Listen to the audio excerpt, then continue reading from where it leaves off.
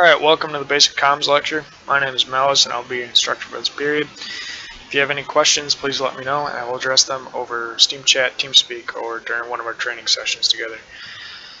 So, moving forward, our topics today include basic comms equipment, vocab and phrases, and comms etiquette. Some of this info may be basic and well known by some of you, but I'll make a more detailed comms video in the future. However, if you are unfamiliar with equipment and basic comms terminology and etiquette, I hope you'll find this video helpful. So moving on to our first piece of equipment, this is the AN/PRC 152, which is the short handheld radio usually used by team leaders, squad leaders. And its max range is 5 kilometers.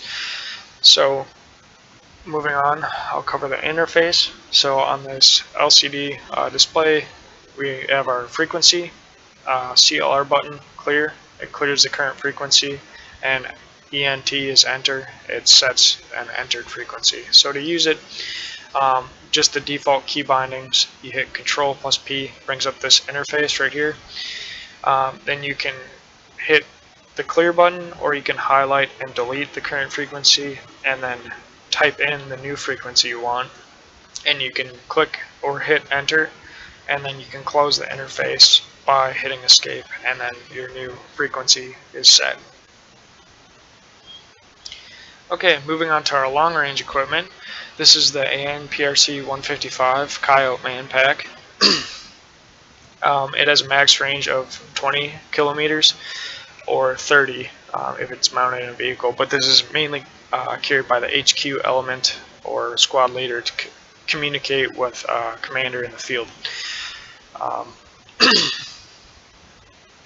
Moving on to our diagram, same basic concept here.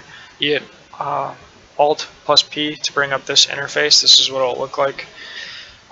You clear the current frequency by hitting this escape button here. Type in the new frequency that you want, and then you can hit menu to enter it, and then close the interface by hitting escape. So not too different from the short range. And here's a video of the demo.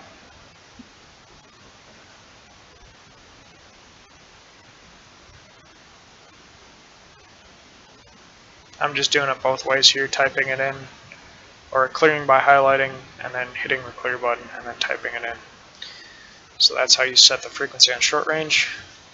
Escape clear on long range, type it in, hit menu to set, or you can highlight, hit delete, type it in, and then click menu to set, and then close out. And the long range is now set as well. Alright, so this concludes the equipment portion for today. We'll now be moving on to vocab and terminology. I'll briefly describe the most important text chat channels on the slide. If you already know these, please skip ahead. So in blue here we have our side chat. This broadcasts to all players on the side, so blue 4. Our command chat is broadcast to all leaders, so fire team leader, squad leader, anything like that. It'll be displayed to all command elements. And in green we have our group chat, so it broadcasts to all members of a group or team. And then vehicle chat is obviously all members, it's broadcast to all members in a vehicle. So some vocab terms, just standard radio terminology. Copy is a general acknowledgement, copy that. Roger is also kind of synonymous with that. It's just another simple acknowledgement. And Wilco, sometimes Roger and Wilco are used together, but they're kind of redundant. You don't have to use them together. I mean, it doesn't really matter, but technically they shouldn't be used together. So Wilco is will comply with orders, so you can just say Wilco. You don't have to say Roger Wilco. Stand by or wait one is a wait request or preparatory command. That's usually given by a commander. Be advised, it indicates important info that is going to be relayed. Say again is repeat message. Up, or I guess green would work too. Upper green is player status is ready, everybody's healthy, nobody's down. Set, an element is in position to move. So these are all fairly simple. Gun down, a weapon is temporarily out of action due to low ammo or jam. So if you get a jam or you're out of ammo, report that your gun's down, and then your leader will have to figure out what to do from there, or say gun up when you get the jam cleared.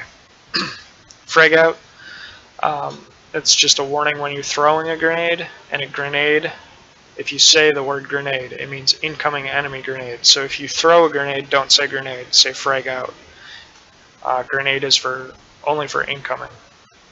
And incoming obviously means incoming enemy fire. So we'll now move on to etiquette. So brevity is a key aspect of comms, and it kind of goes hand in hand with clarity here. So brevity is the ability to say a lot in a few words, or to convey an idea in as few words as possible. So it's important because it keeps the comms net as free as possible during operations. The second aspect here is clarity. So like I said, they go hand in hand, and you must be able to use as few words as possible, but have the meaning and intent of the message clear. To do this, just review the terms we have briefly covered today and use them to clearly convey short messages. Also speak clearly and loudly over the comms network. So if you mumble or speak softly, the message may need to be repeated multiple times, and it jams up the comms network, wastes resources, and in a tight situation could result in friendly fatalities. So here's a basic example of a comms dialect. So we have a alpha element and a command element, excuse me. So alpha says, command, this is alpha. Alpha, send it. Alpha has arrived at checkpoint 1. Copy alpha, proceed to checkpoint 2. Wilco, out. So it's real concise and straightforward. You get the intent of every message, and it's clear, it's concise, and it's short. So there's no need for long drawn out sentences with large descriptions or anything like that. This just used basic terminology we covered today, and it's nice and brief. So just a basic example.